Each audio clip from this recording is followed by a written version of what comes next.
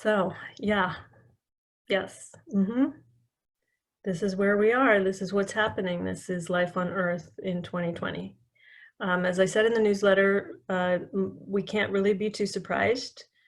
This is what has been coming. This has been the energy. It's kind of been a little bit like a freight train moving toward us.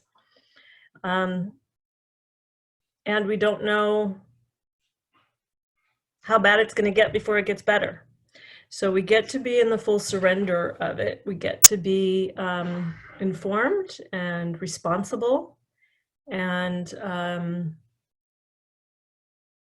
doubling down on all our practices so that our nervous system can hold it. I find the more practice I do, the more of the truth can come in, the more I can hold. The more connected I am. When I first got home, because I was not here when it was really starting to go down, it was very surreal to me. It took me a little minute to ground into the actual reality of it. For me, from my experience, the portals are wide open. This has created a stillness in so many places that are normally busy. Everything has shifted. And within that shift, we have the opportunity to change things because we've all stopped our normal routines. We have more time. We should be finding that we have more time than we used to. So we can use the time to increase our awareness and receive the fullness of the gifts of this moment in history. One thing that we cannot allow ourselves to do is to just kind of white knuckle our way through this and hope that everything will go back to normal, because that's not what this time is for. This time is to disrupt normal so that we can recreate normal. That's what this is. This isn't, oh, a blip, we're going to get through it, everything will go back. If we do that, we're doomed, frankly, literally doomed. So this is a time to begin to understand why we have created a life that doesn't work for the planet. Human activity, for the most part, doesn't work for the planet because we operate, as I said in the newsletter, outside the system of natural law. So a good place to start would be to begin informing yourselves of what natural law is. And there are universal laws and principles that govern the reality and govern multi-dimensional reality, and begin to avail yourself of those. Begin to study those. You can just Google universal law and principle. There's so many websites now. And you can pick one that jumps out to you. You can start there. A really beautiful practice is to pick one and dive into it. So like law of beauty. Begin to notice beauty. Make it a practice to notice beauty 10 times a day and write them down at the end of the day, or write them down as you go through the day where you noticed beauty. So what you will be doing with that, and also talk to beauty. Show me the beauty way. What does that mean? Show me. Teach me, show me how to align my frequency with yours so that I can receive beauty in an integrated, embodied way and work with it. So if you do that for just a couple of days, write down 10 times that you notice beauty in a day, what you're doing is training yourself to look for beauty, right? You will open your beauty receptors in your eyes and then move on to grace. And the big ones for me are balance and wholeness. So balance is one of the most important laws in the universe, particularly on this planet, because we are alive because of the law of balance. The earth and the atmosphere and the water and the air all exist because of balance. And we don't live like that anymore. We haven't for a long time. And so one of the biggest questions we need to be asking is, how do we get ourselves back to an understanding of balance? And then how do we extrapolate that understanding into our lifetime. And it's going to mean we make changes. It probably means, for me, one of the things that's coming forward right now is it means I don't drive around in my car every day. It's not, that's not balance. Balance says if I drive around doing my errands, running around, being busy for 2 days, then I stay home, not driving, not being busy for 2 days. That's balance. So we've had the spigot all the way turned on, full blast, for how long? We can't live like that anymore. It's unsustainable. It's unsustainable movement and effort. So we have to balance it with non-effort, non-movement, equal, 50-50. So begin there. And wholeness is something that must be found within the being. It lives within us. It exists. It is one of the inherent laws of our being. Wholeness being, there's only one thing happening. All creation, all beingness, all life, all non-life, all non-creation, everything, one thing, one divine, intelligent thing rolling out now and now and now as itself, as us. We are concentrated points of attention of one thing. And if you really begin to understand this and move beyond duality, you will begin to live in a way that you understand. If you win, I win. If you lose, I lose. There can be no such thing as me versus you. We cannot compete for resources because the resources are all, it's just one thing. We all are one being and the resources are part of us. So we must share. That's it. That's it. So I prayed, you guys, the ones who come to my circle have heard me say this many times. I understood oneness from an intellectual standpoint and maybe from a spiritual standpoint. I could feel God. When I prayed, when I practiced, I couldn't understand duality. I didn't understand the nature of duality. And I prayed and I prayed and I prayed to understand. And one day I understood. I was driving my car. I was on Piuma Road in Malibu. And it felt like literally curtains opening. And I understood wholeness. I saw through the illusion of duality and I understood wholeness. So begin there, begin praying, ask to understand. Once you understand wholeness, the good news is you can never not understand it. You live from that point on with the deep understanding of all are one. And that's a beautiful, beautiful way to live. It's a beautiful thing to be guided by. So I had because the reality is very high, what is the word? It's so high frequency now, and the symbolism and the information that comes in is so fast and the manifestation is so instant. It's really important to be awake and aware and paying attention now. Now is not the time to tune out. Now is not the time to binge watch Netflix, seriously. Now is the time to tune in, to be in ceremony, be in study, be in practice, be in meditation. Now is the time. It's a very rare, potent window. So the other day I was walking my dog just right outside my driveway. He's sniffing a bush and I look down and I see a little tiny baby. I have it in a plastic bag here. It's gross, maybe to you, not to me. I see this dead turtle. It's a little baby turtle. That's the bottom of it. There's the top, and it's missing its head. Dead on the sidewalk. And I thought, and then I stand and look somewhere else, and there's another one, about a foot away, another dead turtle, baby turtle, missing the head. And as I'm standing there, one falls from the sky and lands at my feet. And I look up and there is a street light above me, and Crow is sitting on the street light. Crow is eating the baby turtles' heads and bodies and dropping the shells. So Crow sees me, flies off the light, lands on the street a few feet away from me, takes a dump, and then walks away. So, wow. Okay, what the hell does that mean? And because I am who I am, and I understand that everything is symbolic, and I understand that the universe is always, always, always talking to me, this got my attention. So, and I don't have to figure it out right away. That's the beauty. I just have to understand that there's some information here. And then I say, okay, I allow myself to receive this. I allow this to filter through to my human understanding. And, what is turtle medicine?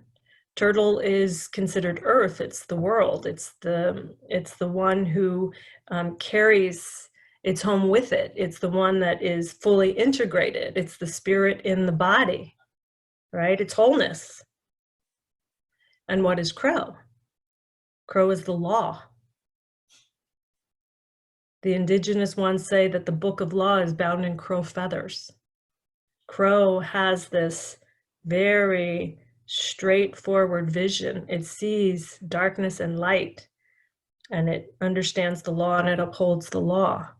So the law is eating the head of the earth. So what does that mean? Well, to me, it means we can no longer live from our minds. We are destroying the earth by living from our minds. We are destroying the earth with this here up life. We have to live in our bodies. We have to live according to the laws of nature, or we're not going to make it.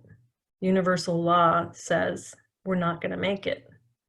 So this is a wake-up call. And the way that we do this, the way that the evolutionary pulse seems to work, is we give ourselves chances. We do this in a regular human life. How many times have you sort of had an experience where you're like, oh, it could have woken you up at that moment, but you didn't wake up. And then a couple years later, another experience came in that was meant to wake you up, and maybe you didn't. And then a couple years later, you got cancer.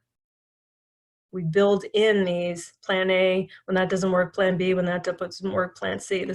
It's built into our trajectory, our incarnational trajectory. Well, humans have a collective evolutionary incarnational trajectory.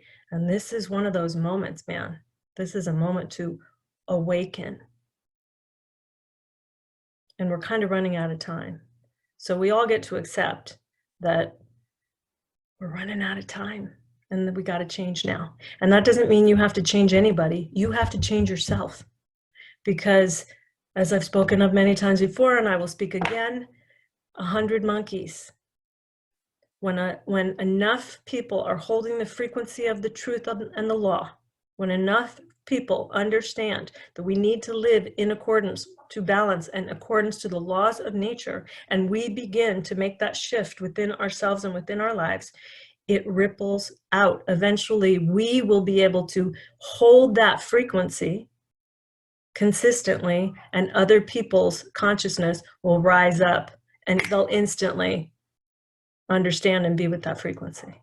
So it isn't about us changing other people. Never, never, never. That's not our job. And it's arrogant of us to think that it is our job. We are all responsible for our own selves. So we shift our own thinking. Hold on one second. My dog is crying to get in.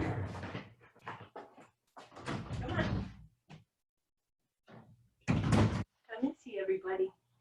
Here's a little, there you go. There's my bud. So our responsibility, how we are responsible to our fellow humans, is we make our own lives. We make our own lives aligned. And then other people see us, lead the way, show them how. And all you can do is offer it, and they take it or they don't, but that's not your responsibility. We are responsible for ourselves. So what else? There are so many people that are giving into fear, and that's okay. That's what that is. Our responsibility to ourselves and this planet is to not give into fear. This time is not about the virus. This time is about a major, major shift in consciousness on Earth. That's what this is about. And major shifts are always frightening. We're in the unknown. We are absolutely 100% standing in the unknown. We do not know how this is going to go, right? So what we get to do is become comfortable in the unknown. We get to tap in again, if you know about this place, and for the first time if you don't, with the understanding that all is well. We get to tap in to the universal law of perfection, which says that everything is rolling out. This consciousness that created all is rolling out, evolving, knowing itself now and now and now. And absolutely everything it does operates within the law of perfection. It's all perfect. And also the understanding that everything is happening right now. Everything, past, present, future, all constructs, all ways that our mind tries to conceive of the reality, but there is no such thing as time, and everything is now. And everything exists now. Everything that ever existed, anything that ever will exist is here inherently in its fullness right now. And so everything is true, and we get to decide where we're going to place our attention. Our attention, our awareness is our greatest power. It is our greatest gift, and it's our greatest power. So if we worry about somebody, if we have a family member who's, at risk, our greatest gift we can give them is the knowing of their wholeness, and that they are protected, and that all is well, and that their good always comes to them. That's the biggest gift we can give them. Not worrying about them. Oh my God, I hope she's going to be okay. Oh my God, I hope she doesn't get it. Oh my God, what if she get? That's an anti-gift. The greatest gift you can give anyone is your understanding, your awareness of their wholeness, and that their good is always coming to them. So we don't worry, and we don't worry about ourselves. We tap in, we understand. I'm whole, I'm protected, I am part of the one. I get to decide how this is going to roll out for me. I get to decide where I place my attention. So as people who are on this call, awakened ones, light workers, very important that you place your attention on the good. Because there's plenty of people placing their attention in fear. And we get to be the polarity for that, right? We get to hold the other end. And because the fear is so dense, I'm really far out there on the side of all is well. I'm like blissed out. And that's why, because I'm holding that end. So that's available too. Where are you going to be? You pick. If you, want to be a light worker and do well for the world, watch your attention, double down on your practices, raise your vibration. I did some Kundalini yoga today. Rama TV has all kinds of free content now, all kinds of free content. You don't have to pay a dime. You just go on, you do the Kriyas. Amazing. Amazing. I do my work anyway. And the minute I took the first breath, it was like, oh, I wanted to cry. It felt so good. Keep your vibration raised. It's more important than ever.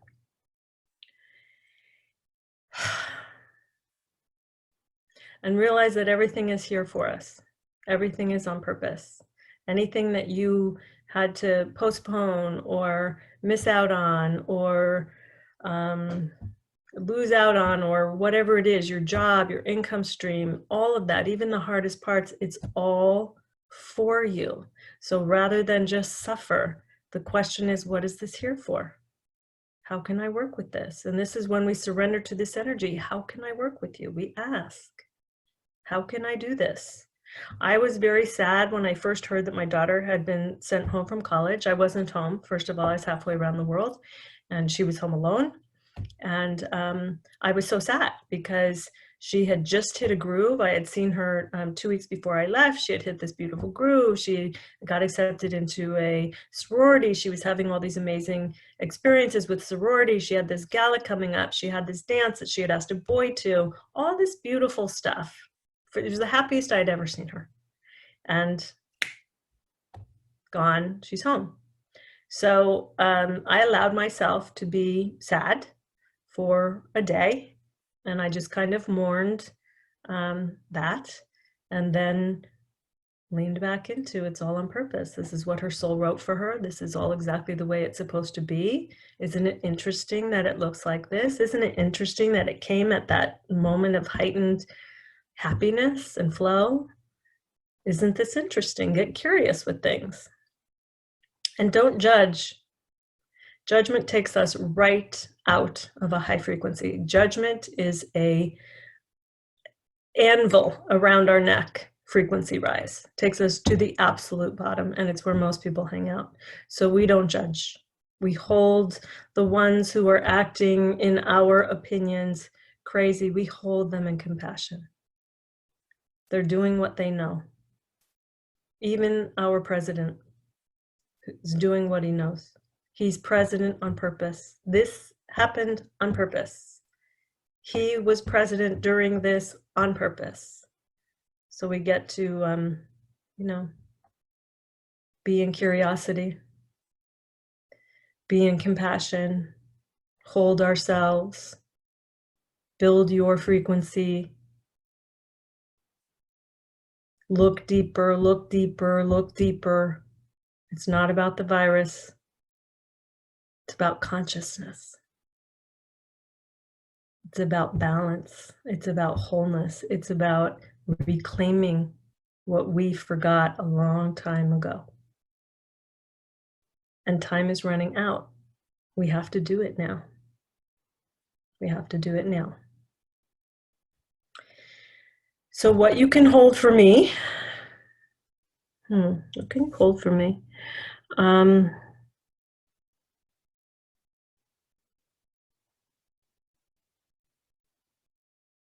Wow, I feel so at peace.